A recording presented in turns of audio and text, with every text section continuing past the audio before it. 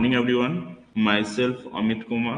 तो आज हम लोग माइन वेंटिलेशन का लेक्चर 1 को देखेंगे। तो ये बेसिकली मैं शेयर कर रहा हूँ, ये पीपीटी वेंटिलेशन नेटवर्क एनालिसिस को देखेंगे। तो आई होप ये पीपीटी शेयर हो रहा हो, आप लोग को दिख रहा होगा। दिख रहा है क्या? तो सबसे पहले इसमें हम लोग देखेंगे कि इक्विवेलेंट रेसिस्टेंस। तो सबसे पहले हम लोग समझते हैं रेसिस्टेंस क्या होता है।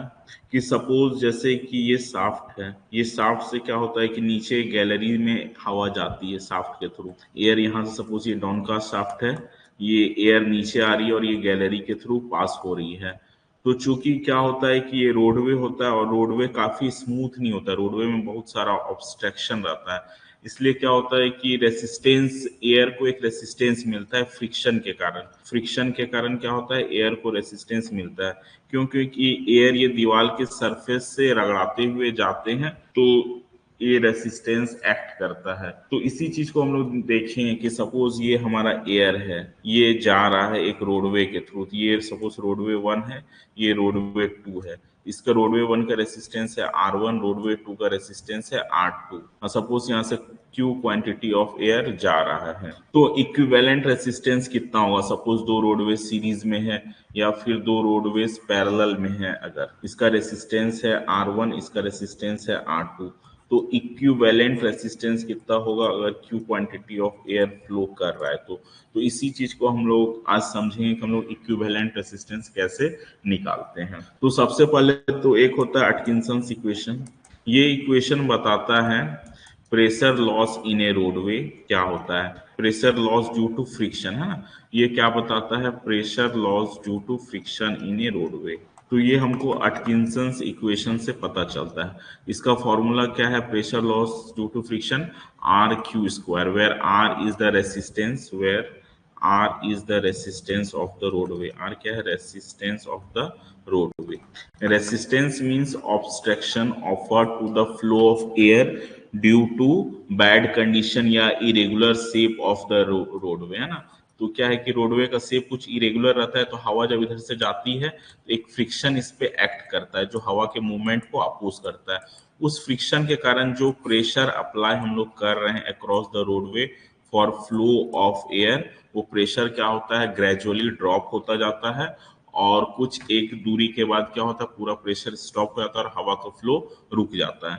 यही कितना प्रेशर लॉस होगा अगर हवा एक एयरवे में फ्लो कर रहा है, तो वो हमको अटकिंसंस इक्वेशन बताता है। ठीक है, तो फिर हम लोग आगे समझते हैं कि अभी बेसिकली हम लोग ये रेसिस्टेंस निकालेंगे कि अगर सपोज ये एक रोडवे है, इसका रेसिस्टेंस है R1, यहाँ से Q quantity of air flow कर रहा है, ये इससे एक और रोडवे अटैच्ड है, इसका रेसिस्टेंस है R2।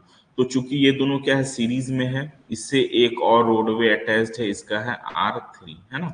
तो यहाँ से Q quantity of air flow कर रहा है, तो ये यहाँ भी Q करेगा और ये यहाँ भी Q ही करेगा। तो सपोज हमको निकालना है, कितने बार एग्जाम में डीजीएमएस में क्वेश्चंस भी आते हैं कि what is the equivalent resistance of the road, ऐसा कुछ फिगर दिया रहेगा या हम लोग आगे कॉम्प्लेक्स को भी समझेंगे। अभी फिलहाल हम लोग सिंपल को समझते हैं कि 3 रोडवेज हैं, तीनों सीरीज में है। रोडवे 1 का है रेसिस्टेंस R1 है, रोडवे 2 का रेसिस्टेंस R2 और रोडवे 3 का रेसिस्टेंस R3। तो अटकिंसंस इक्वेशन क्या बोलता है कि pressure loss due to friction is equals to R Q square. अब एक क्वेश्चन आता है कि ये अगर इसका हम लोग ओरिजिनल इक्वेशन देखें तो एक्चुअली ये है R Q to the power N. P F del P F equals to क्या है? R Q to the power N. N का वैल्यू क्या होता है? वेरी करता है। एन वैल्यू वेरीज फ्रॉम, कहीं कहीं बुक में देखेंगे 1.15 से 2 तक रहता है, depending on smoothness of the roadway. ये एन का वैल्यू क्या होता है? रोडवे के स्मूथनेस पे, depending on smoothness of roadway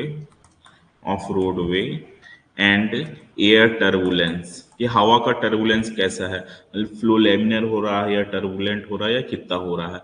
तो नॉर्मली चूंकि माइंस का रोडवे रफ होता है, तो हम लोग इस वैल्यू को मैक्सिमम लेकर के चलते हैं। तो इसी से ये यहाँ पर इक्वेशन आता है R Q square, pressure loss due to friction equals to R Q square. ये इक्वेशन यहाँ से आ रहा है। ये वैल्यू एन का वैल्यू 1.15 से 2 तक वेरी कर सकता है, तो हम लोग 2 मैक्सिमम लेकर के चलते हैं। आगे देखते हैं। तो सपोज ये 3 रेसिस्टेंस था जो कि सीरीज में था, R1, R2 R3। तो क्वेश्चन आएगा कि what is the equivalent resistance of the airway. Question क्या आएगा, what is the equivalent resistance of the roadway. तो सपोज हम लोग मान के चलते हैं कि ये तीनों रेसिस्टेंस क्या है, आपस में सीरीज में है।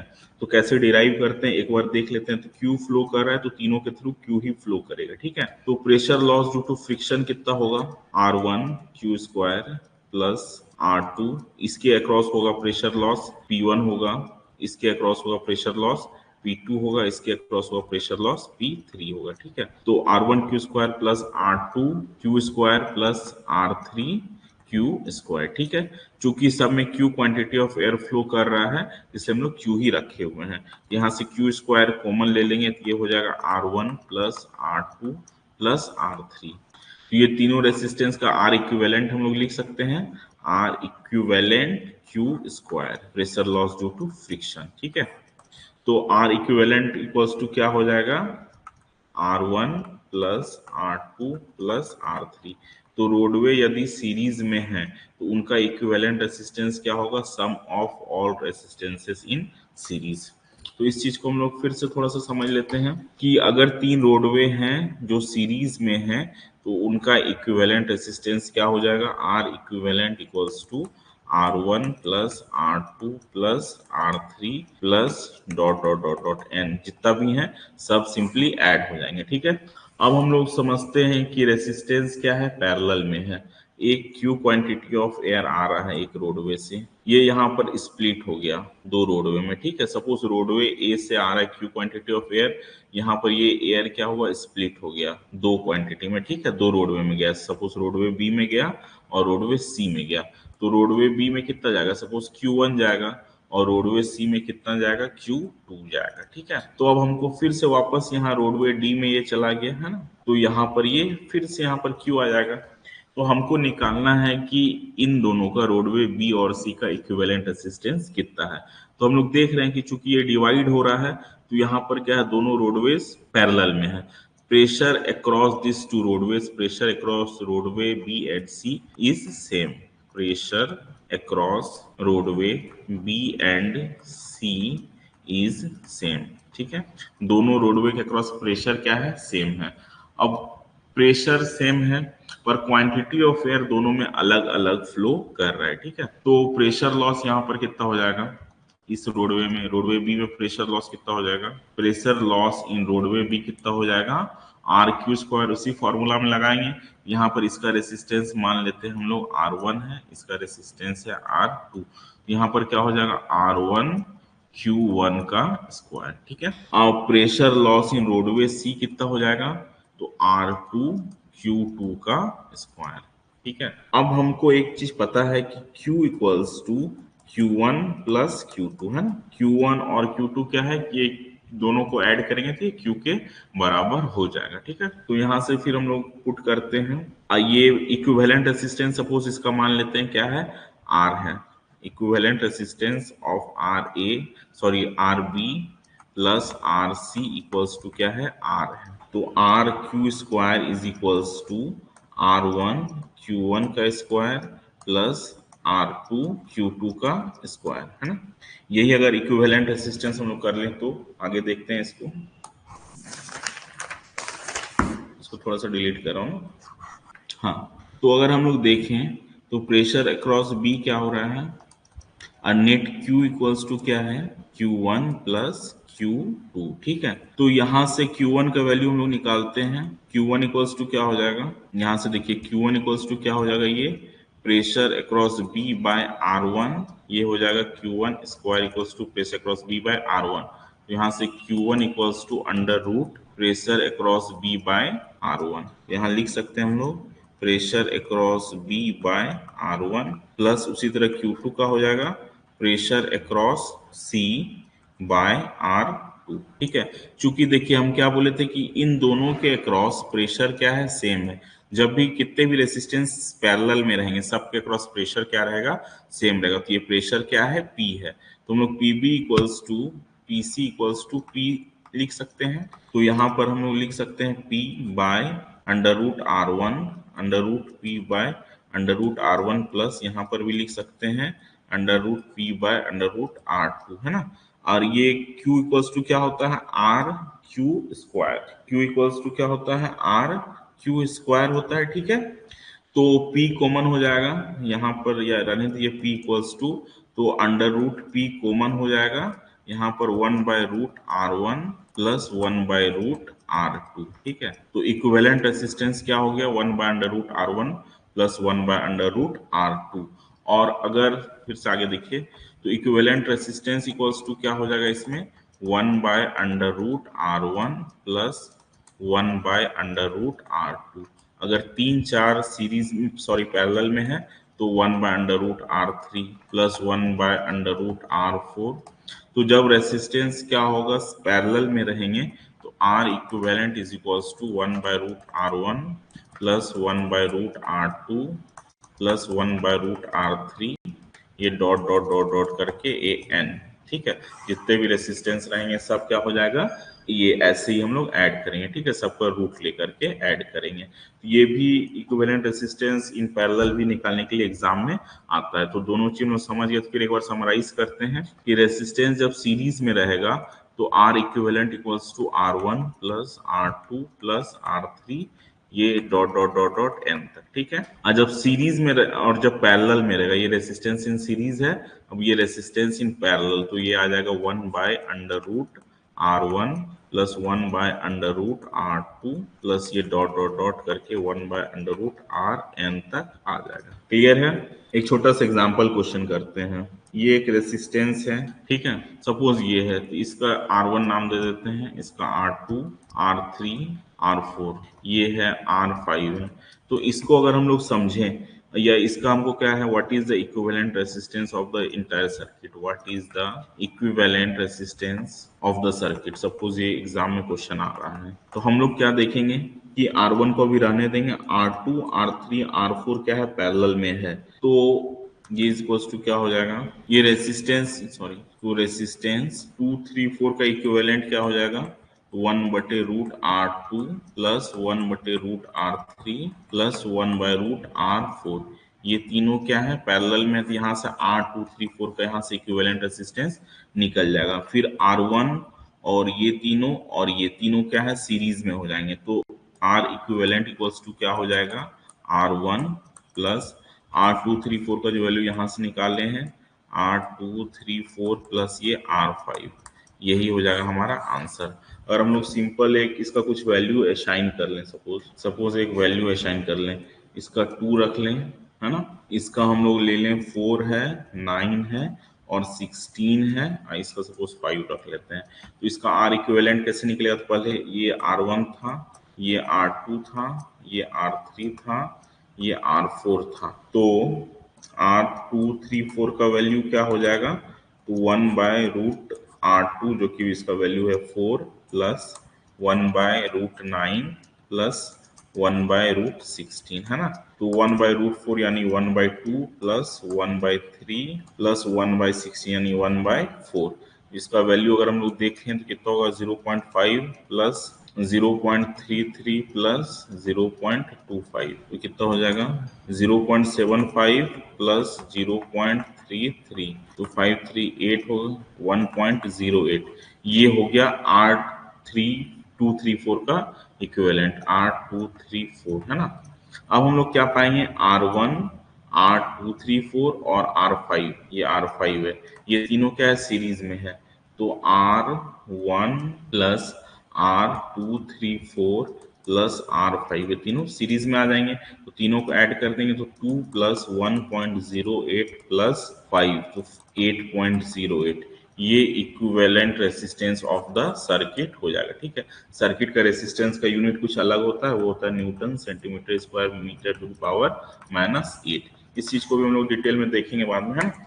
तो हम लोग यहाँ से क्या हुआ, आज equivalent resistance of the circuit को निकालना यहाँ से समझ गए हैं। एग्जाम में अगर आता है तो हम लोग इसको आराम से सॉल्व कर सकते हैं।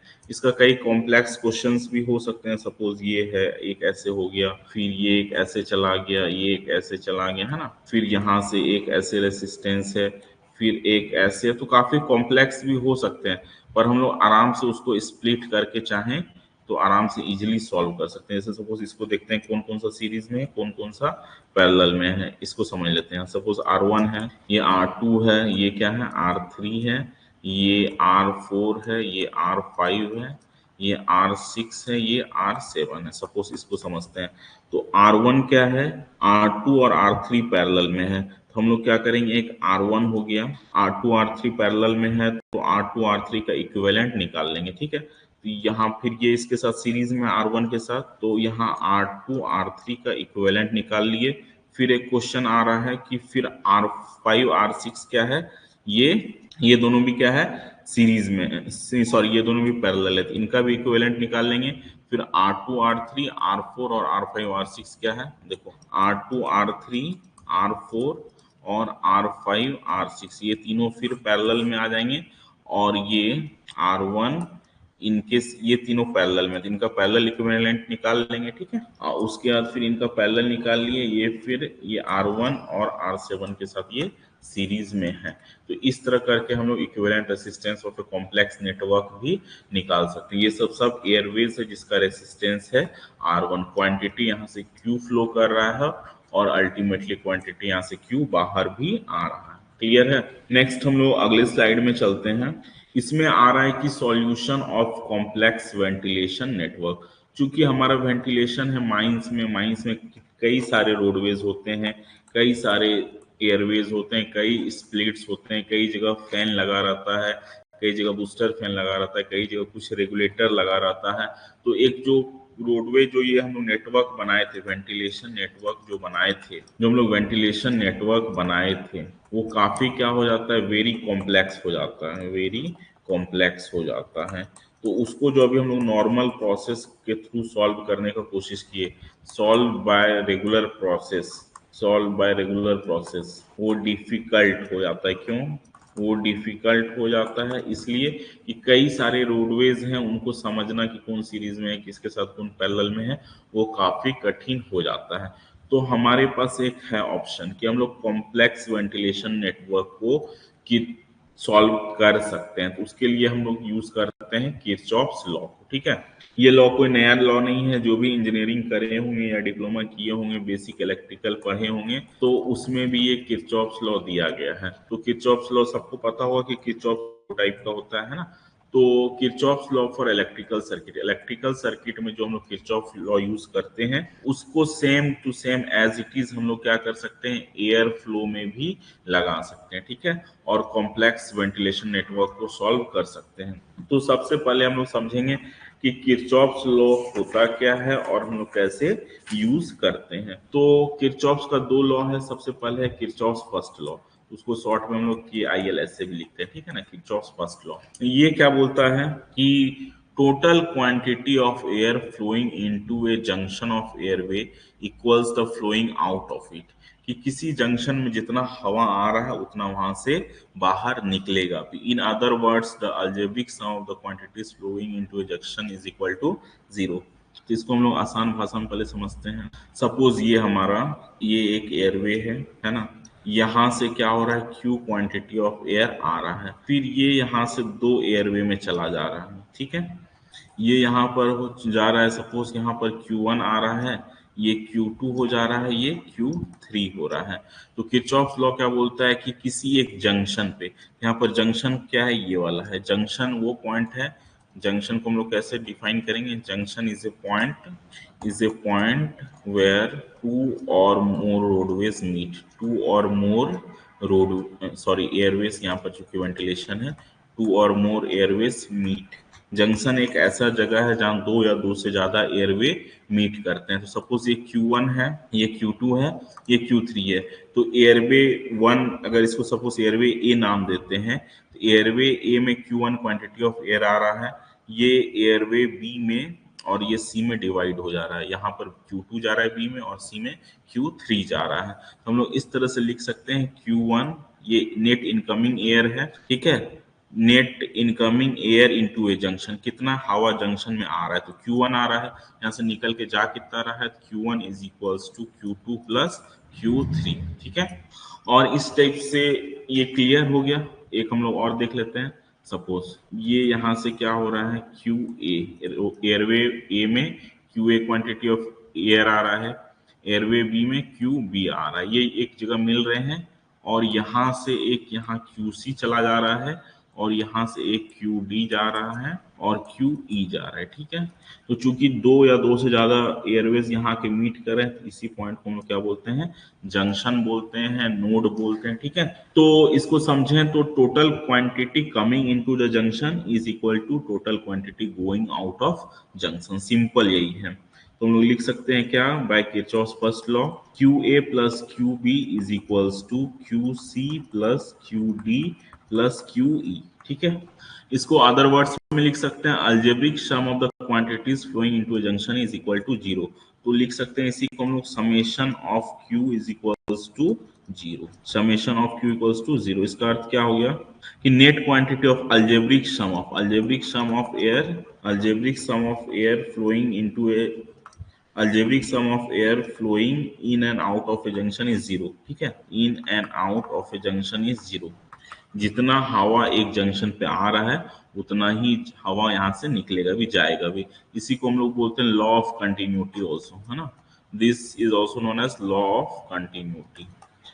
यहाँ से दो तीन क्वेश्चन अराइज हो सकता है कि किरचॉफ्स फर्स्ट लॉ क्या है, कि किसी एक जंक्शन पे जितना हवा आ रहा है उतना हवा ही वहां से निकलेगा भी, ठीक है। तो हम लोग सॉल्व भी कर सकते हैं, अगर छोटा मोटा क्वेश्चन यहाँ से आता है तो किरचॉफ्स फर्स्ट लॉ से सॉल्व भी कर सकते हैं। सपोज यहाँ 5 मीटर क्यूब पर सेकेंड आ रहा है और यहाँ से जा रहा है 7 मीटर क्यूब पर सेकेंड, तो हम लोग पूछ सकते हैं कि इस रोडवे से कितना एयर आ रहा होगा, तो हम लोग सॉल्व कर सकते हैं कंटिन्यूटी इक्वेशन लगा के, ठीक है। तो यहाँ से कितना आ रहा है, 5 आ रहा है, यहाँ से कुछ आ रहा है और 7 जा रहा है, ठीक है। तो यहाँ से कितना आएगा, 2 आएगा, क्लियर है। तब तो 7 आ रहा है तो 7 जाएगा, किसी भी ब्रांच पे क्या होगा, कंटिन्यूटी इक्वेशन अप्लाई करेगा, जितना क्वांटिटी ऑफ एयर आ रहा है उतना ही वहां से बाहर भी जाएगा। यही है किरचॉफ्स फर्स्ट लॉ। फिर किरचॉफ सेकेंड लॉ क्या बोलता है, इन ए क्लोज्ड सर्किट और mesh the algebraic sum of changes in pressure across each branch is zero। ये क्या बोल रहा है कि किसी क्लोज्ड लूप में, किसी क्लोज्ड लूप में, सपोज ये हमारा एक एयरवे, हमारा ये एक एयरवे है, ये एक एयरवे है, ये एक एयरवे है, ये एक एयरवे है, ठीक है। यहाँ से एक एयरवे इधर है, एक एयरवे इधर है। तो एक कोई क्लोज्ड लूप या क्लोज्ड सर्किट ले रहे हैं, सपोज इसको नाम दे रहे हैं हम लोग A B C D E F. तो हम लोग बोल सकते हैं कि किसी एक क्लोज लूप, तो इसमें 3 क्लोज लूप हो सकता है। एक पहला क्या हो सकता है, ए बी सी डी एक क्लोज लूप है, दूसरा क्या है, सी डी एफ ई, देखिए ये वाला एक क्लोज लूप है, दूसरा क्लोज लूप क्या है, ये वाला है, अब तीसरा क्लोज लूप क्या है, ये पूरा ही है, ठीक है। तो तीसरा क्लोज लूप क्या है, A B C E F D A, ये 3 इसमें क्लोज्ड लूप है। तो हम लोग किसी एक क्लोज लूप को देखते हैं, सपोज इस वाले को देखते हैं, ए था, ये बी था, ये सी था और ये डी था, ठीक है। यहाँ ए है, बी है, सी है, डी है। इसमें सपोज हवा ऐसे जा रहा है, इसमें ऐसे जा रहा है, फिर इसमें ऐसे आ रहा है, फिर इसमें ऐसे आ रहा है। तो इसमें क्या बोलते हैं हम लोग कि सारे प्रेशर लॉस, इसके अक्रॉस प्रेशर लॉस, इसके अक्रॉस प्रेशर लॉस, इसके अक्रॉस प्रेशर लॉस, इसके अक्रॉस प्रेशर लॉस। तो एक क्लोज्ड सर्किट में या एक क्लोज्ड मेश में सम ऑफ प्रेशर चेंजेस क्या होगा, 0 होगा। तो डेल पी एफ है ना, टोटल प्रेशर चेंजेस क्या हो जाएगा, तो pressure across A B plus pressure across B C plus pressure across C D plus pressure across D A, है ना। यही होगा टोटल प्रेशर लॉस, यहाँ लिख सकते हैं हम लोग total pressure loss due to friction, यही हो जाएगा, ठीक है। ये सबका अल्जेब्राइक सम मतलब किस डायरेक्शन के साथ हमको लेना, मान लेते हैं हम लोग इस डायरेक्शन को पॉजिटिव मान रहे हैं, ठीक है। तो जो एयर फ्लो इसमें हो रहा है इस डायरेक्शन को, उसको पॉजिटिव मानेंगे, और जो एयर फ्लो इसके अगेंस्ट हो रहा है उसको नेगेटिव मानेंगे। ये सब क्या हो जाएगा, इक्वल टू 0, ठीक है। फिर से एक बार हम लोग समझ लेते हैं क्या है, कि किसी एक मेश में या एक किसी क्लोज्ड सर्किट में algebraic sum of changes in pressure, है ना, कि pressure loss across all the branches will be 0। फिर से समझते हैं एक बार। सपोज ये एक ट्रायंगल है, ठीक है, ये 3 एयरवे है, सपोज एक एयरवे है ए बी, दूसरा है बी सी, तीसरा है सी ए। तो इस क्लोज लूप में जब हम लोग किरचॉफ सेकेंड लॉ लगाएंगे, यानी कि pressure loss across A B plus pressure loss across B C plus pressure loss across C A equals to क्या हो जाएगा, 0 हो जाएगा। ठीक है, आगे हम लोग इसी में समझते हैं। देखिए, एक जीबी मिश्रा बुक में देखेंगे तो एक ये दिया गया है, एक क्वेश्चन है, एक एग्जाम्पल क्वेश्चन है। अगर हम लोग जीबी मिश्रा बुक को देखें तो, है ना, इस क्वेश्चन को अगर हम लोग जीबी मिश्रा बुक से देखें तो समझ में आ गया। एक एग्जाम्पल क्वेश्चन दिया गया है, इसमें क्या किया गया है, किरचॉफ्स फर्स्ट लॉ और किरचॉफ सेकेंड लॉ लगाना है। जिसमें क्या बोल रहा है, let us consider a simple network as shown in figure. एक सिंपल नेटवर्क दिया गया है, a fan generating a pressure P is situated across A and F. तो इसमें हम लोग को क्या करना है, किरचॉफ्स फर्स्ट लॉ लगाना है। तो कैसे हम लोग लगाएंगे, एक बार उस चीज को हम लोग समझते हैं। तो सबसे पहले देखिए क्या बोल रहा है, ये एक ब्रांच एयरवे ए बी है, दूसरा ब्रांच एयरवे है बी सी है, तीसरा है सी ई है, चौथा है ई एफ है, फिर ये बी डी है, डी ई है और एक ए एफ है। इस ए और एफ के बीच एक फैन लगाया गया है जो कि प्रेशर पी जेनरेट करता है। तो सपोज हमको किरचॉफ्स फर्स्ट लॉ लगाना है। किरचॉफ्स फर्स्ट लॉ कहाँ लगता है, जंक्शन पे लगता है। ठीक है, तो जंक्शन पे हम लोग किरचॉफ्स फर्स्ट लॉ को लगाते हैं और देखते हैं कि कैसे इसको हम लोग सॉल्व कर पाएंगे।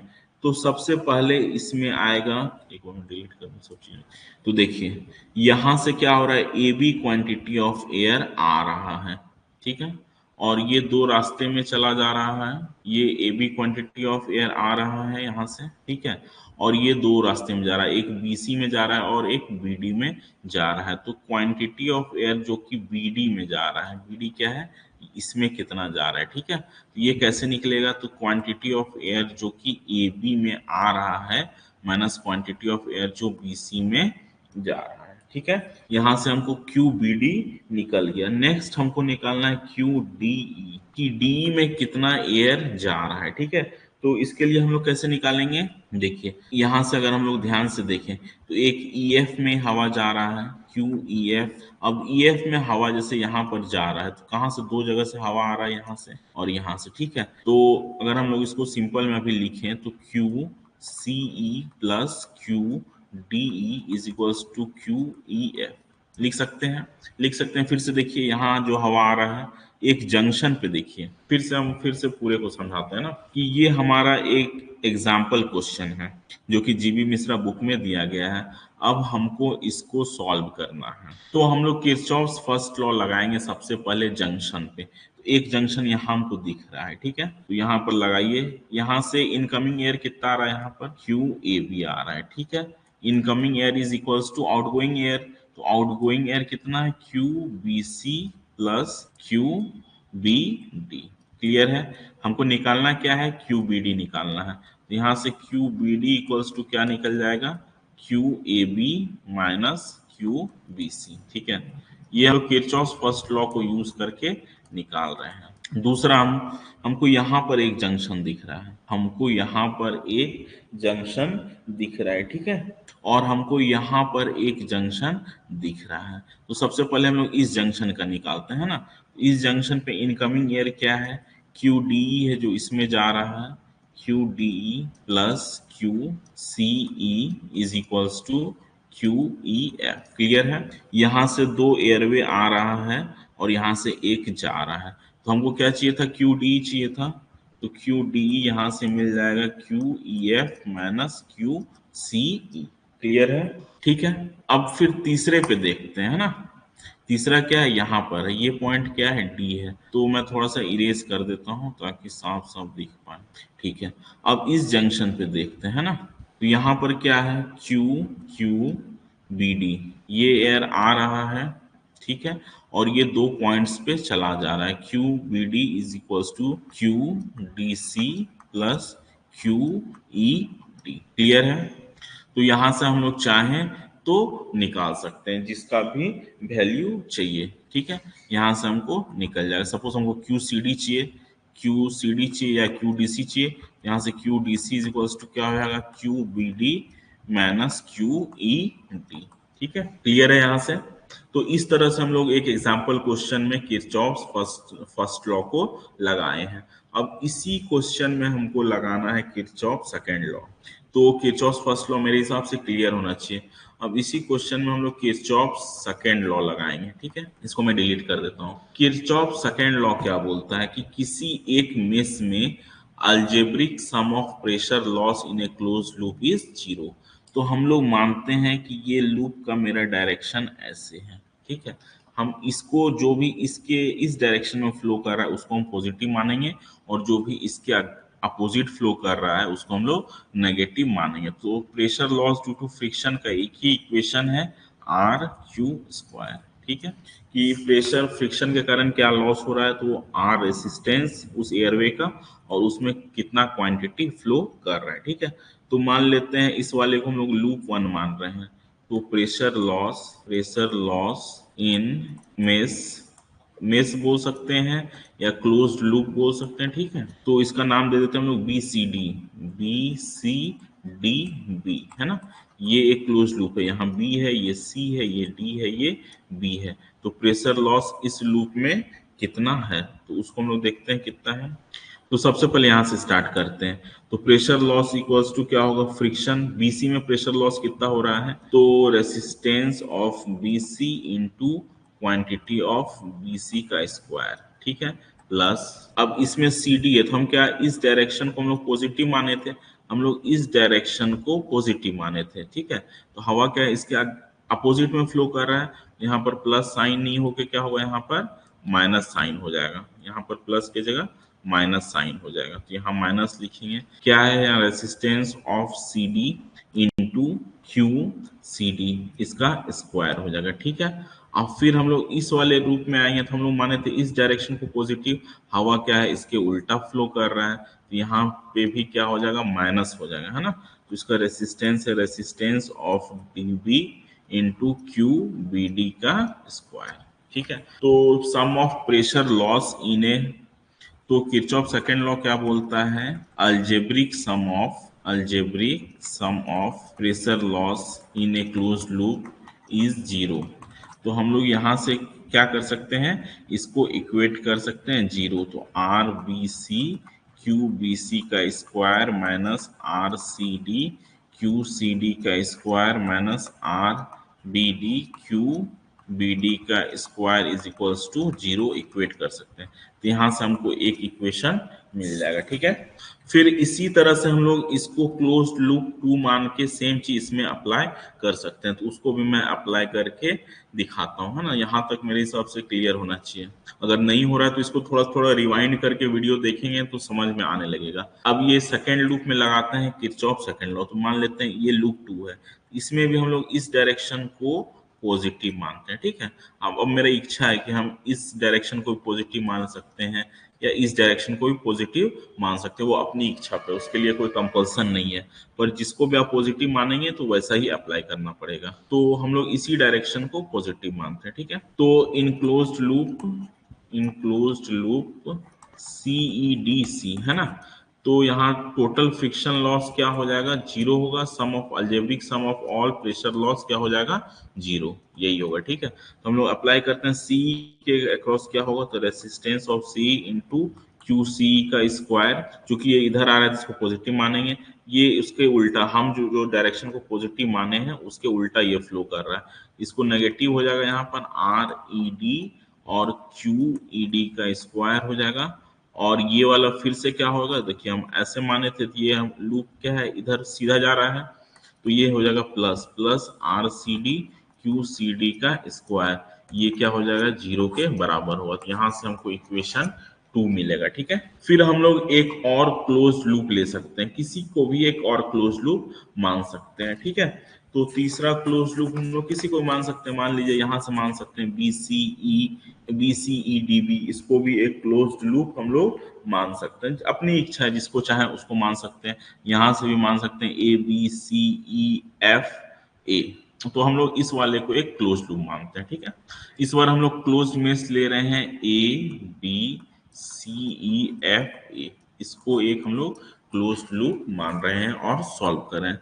तो सबसे पहले एयरवे AB है और इसमें हम लोग मान रहे हैं कि यही वाला डायरेक्शन क्या है हमारा, पॉजिटिव है, ठीक है। तो प्रेशर लॉस अक्रॉस AB क्या होगा, तो resistance of AB into Q A B का स्क्वायर, ठीक है, प्लस ये इसी डायरेक्शन में है दूसरा BC, तो resistance of BC into Q B C का स्क्वायर, फिर है CE, तो resistance of CE into Q C का स्क्वायर, फिर है EF है तो plus resistance of EF into Q EF का स्क्वायर। यहाँ तक हो गया।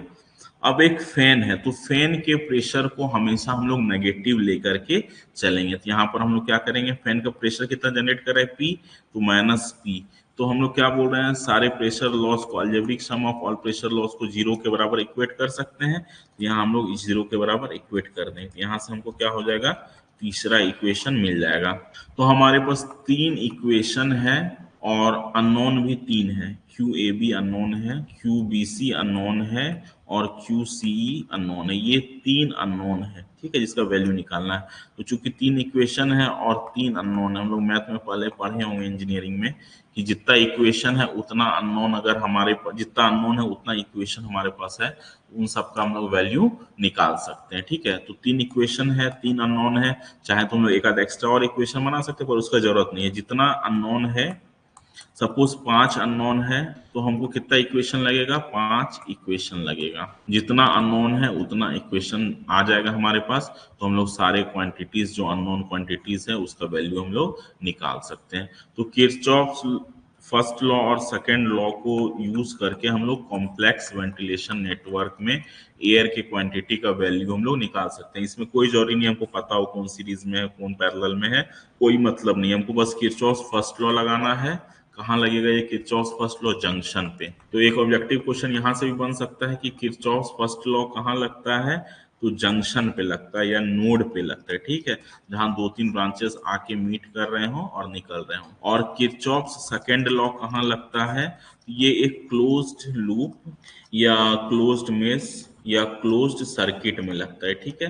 तो किरचॉफ सेकेंड लॉ क्या है, algebraic sum of all pressure drop in a closed mesh या close circuit is zero. Algebraic, इस चीज को हम लोग ध्यान रखें, अलजेब्रिक सम, अलजेब्रिक सम मतलब वो साइन के साथ ऐड होगा, क्लियर है।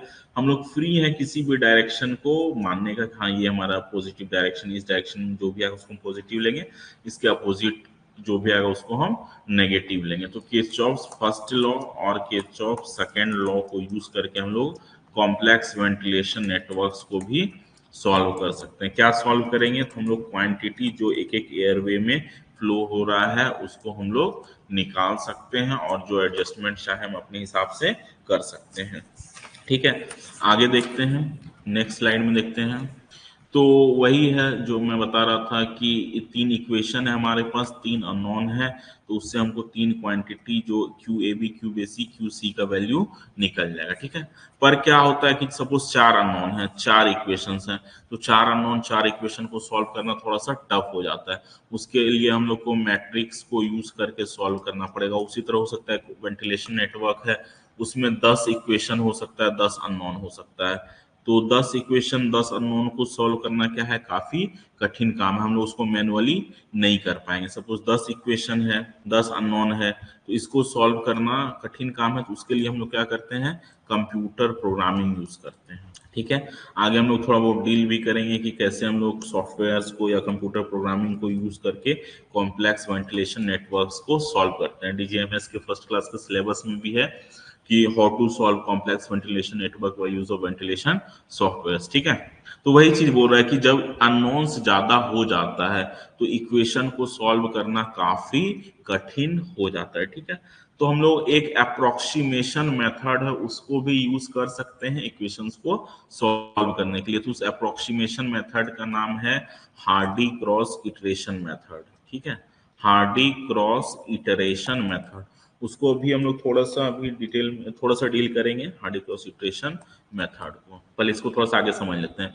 तो वैसे वेंटिलेशन नेटवर्क जिसमें बहुत सारे ब्रांचेस रहते हैं, बहुत सारे इक्वेशंस को हमको सॉल्व करना रहता है। तो एक बोल रहा है कि अगर बी है number of branch airways in A ventilation network. Branch Airways मतलब क्या हुआ, सपोज ये एक वेंटिलेशन नेटवर्क हो गया, ये हो गया, ये हो गया, है ना। तो इसमें एक ब्रांच ये है, दूसरा ब्रांच ये है, तीसरा ये है, चौथा ये है, पांचवा ये है, ठीक है। तो ब्रांच ये है, ब्रांच कुछ नहीं है, एक एयरवे है जिसके थ्रू फ्लो हो रहा है। फिर ये सपोज एयरवे ए बी में फ्लो हो रहा था, अभी ये एयरवे बी सी में चला गया, फिर ये एयरवे सी डी में चला गया। हम लोग बोल सकते हैं कि यहाँ पर 3 ब्रांच है। तो बी क्या है, number of branch airways in ventilation network. J क्या है, नंबर ऑफ जंक्शन है कि कितना जंक्शन है। यहाँ पर एक जंक्शन बन रहा है, दूसरा जंक्शन बन रहा है, तीसरा जंक्शन बन रहा है, क्लियर है। तो then the minimum number of meshes m to be considered or the minimum number of equations necessary to solve the network। तो यदि b से number of branches है, सपोज b बराबर 5 है, और फिर क्या बोल रहा है, j क्या है, number of junction है। जंक्शन मतलब जहां 2-3 रोडवेज आके मिल रहे हैं। तो मान लेते हैं j बराबर 3 है, तो है कि कितना इक्वेशन चाहिए हमको उतना अननोन को सॉल्व करने के लिए, या कितना मेश या कितना क्लोज लूप में हमको किरचॉफ सेकंड लॉ लगाना है। इसके लिए एक सिंपल सा कैलकुलेशन यहाँ से आता है, कितना मेश चाहिए या कितना क्लोज लूप चाहिए। तो नंबर ऑफ ब्रांच है, सपोज 5 है, नंबर ऑफ जंक्शन -3 है, यहाँ +1 है, तो ये क्या हो जाएगा, 3 हो जाएगा। तो किसी वेंटिलेशन नेटवर्क में यदि 5 ब्रांच है, 3 जंक्शन है, तो कितना क्लोज्ड लूप या कितना मेश चाहिए हमको उसको सॉल्व करने के लिए, तो उसका हमको इस फॉर्मूले से आंसर आ जाएगा। तो इस फॉर्मूले को हम लोग ध्यान से याद भी करेंगे और याद भी रखेंगे, ठीक है।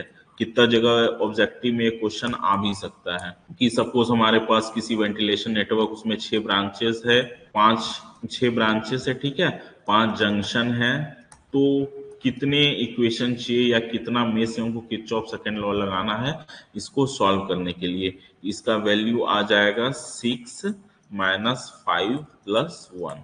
तो ये क्या हो जाएगा, 7 - 5, तो इसका आंसर आ जाएगा 2 आ जाएगा, क्लियर है। तो इस इक्वेशन को याद रखेंगे, सिंपल है।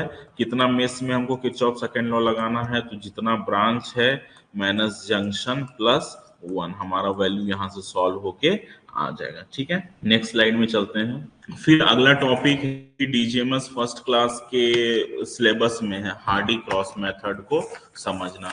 तो हम लोग इसको समझ के देखते हैं कि ये हार्डी क्रॉस मेथड क्या है।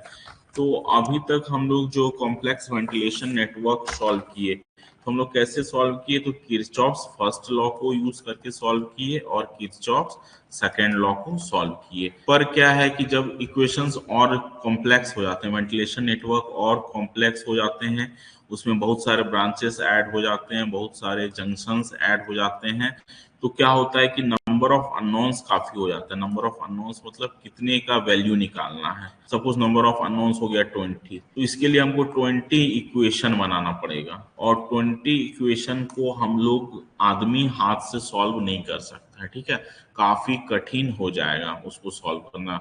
इसको हम लोग कंप्यूटर प्रोग्रामिंग में डालते हैं, तो हो सकता है कंप्यूटर प्रोग्रामिंग में आज डालें 2 घंटा बाद रिजल्ट मिले, तो समझिए आदमी के लिए सॉल्व करना कितना टफ हो जाएगा। तो जब कंप्यूटर प्रोग्रामिंग उतना एडवांस्ड नहीं हुआ था, तो भी हम लोग इस चीज को सॉल्व करते थे। इस चीज को सॉल्व करने के लिए हमारे पास एक मेथड था, उस मेथड का नाम है हार्डी क्रॉस इटरेशन मेथड। तो इसमें क्या करते हैं हम लोग, in this method suitable quantities for different branches are assumed giving due consideration to Kirchhoff's first law. तो हार्डी क्रॉस मेथड को हम लोग अगर समराइज करें, तो ये क्या है, एक अप्रोक्सीमेशन मेथड। इससे क्या क्या थ्योरी क्वेश्चन आ सकता है, सबसे पहले तो हम लोग उसको समझ लेते हैं। हार्डी क्रॉस मेथड से क्या क्या थ्योरी क्वेश्चन आ सकता है। तो हार्डी क्रॉस मेथड क्या है, एक इटरेशन मेथड है, ठीक है। दूसरा क्या है, ये एक अप्रोक्सीमेशन मेथड है। इटरेशन मतलब हमको बार बार इसको सॉल्व करना पड़ेगा। दूसरा क्या है, अप्रोक्सीमेशन मेथड है कि हम लोग अप्रोक्सीमेट मान लेते हैं कि किस वेंटिलेशन में कितना फ्लो कर रहा है, उसके बाद उसमें कुछ करेक्शंस लगा के हम लोग क्लोज करते हैं। तो इसका थोड़ा सा थ्योरी समझ लीजिए। In this method suitable quantities for different branches are assumed giving due consideration to Kirchhoff first law. Suppose ये हमारा वेंटिलेशन नेटवर्क है ना, ये ऐसे कुछ कॉम्प्लेक्स टाइप हो जा रहा है, ये वेंटिलेशन नेटवर्क है, यहाँ से क्यू आ रहा है सपोज 10, तो हम लोग मान लेते हैं कि इधर 6 जा रहा होगा, इधर 4 जा रहा होगा, ऐसे ही करके हम लोग एज्यूम कर लेते हैं। ठीक है, सपोज इसमें आ रहा है, फिर 10 आ रहा है, सपोज यहाँ आ रहा है, तो फिर हम लोग इसमें कुछ मान लेते हैं कि इसमें से 3 जा रहा होगा, 2 जा रहा होगा, ऐसे करके हम लोग पहले अप्रोक्सीमेट ले लेते हैं। फिर हम लोग क्या करते हैं, इस मेथड को यूज करके एक करेक्शन फैक्टर निकालते हैं, उस करेक्शन फैक्टर को लगा करके हम लोग सॉल्व करते हैं, तो हमारा वैल्यू धीरे धीरे बार बार इटरेशन करने पे वो वैल्यू आ जाता है। तो इसमें भी हम लोग क्या करते हैं, मेश बनाते हैं, meshes are form so as to include all the branches. तो काफी सारा मेश इसमें बनाना पड़ता है, पर मेश जितना भी बनाएंगे ये ध्यान रखें कि सारे ब्रांचेस इसमें इंक्लूड हो जाए और कोई भी ब्रांचेस छूटे ना। कितना मेश बनाना है ये हमको कहाँ से निकल जाएगा, तो ये इक्वेशन जो है m is equals to J minus B plus 1, यहाँ से हमको कितना मेश बनाना है यहाँ से हमको पता चल जाएगा। ठीक है, और हम लोग ध्यान रखेंगे कि हाई रेसिस्टेंस ब्रांचेस को बार बार मेश में इंक्लूड नहीं करेंगे। मोबाइल का बैटरी, मतलब सॉरी लैपटॉप का बैटरी डिस्चार्ज हो रहा है, तो इस चीज को हम लोग नेक्स्ट क्लास में इसके न्यूमेरिकल को और इसको डिटेल्स में समझ लेंगे। आज हम लोग यहीं तक रखते हैं, ठीक है, यहीं तक रखते हैं आज, फिर इसको नेक्स्ट में हम लोग समझ लेंगे नेक्स्ट क्लास में। तो यहाँ तक में कोई डाउट हो, कोई कुछ पूछना चाहते हो तो प्लीज बताएं, कोई कुछ पूछना चाहते हैं तो हम लोग इसको यहीं तक आज रखते हैं, नेक्स्ट क्लास में हम लोग समझ लेंगे इसको। ठीक है, थैंक यू।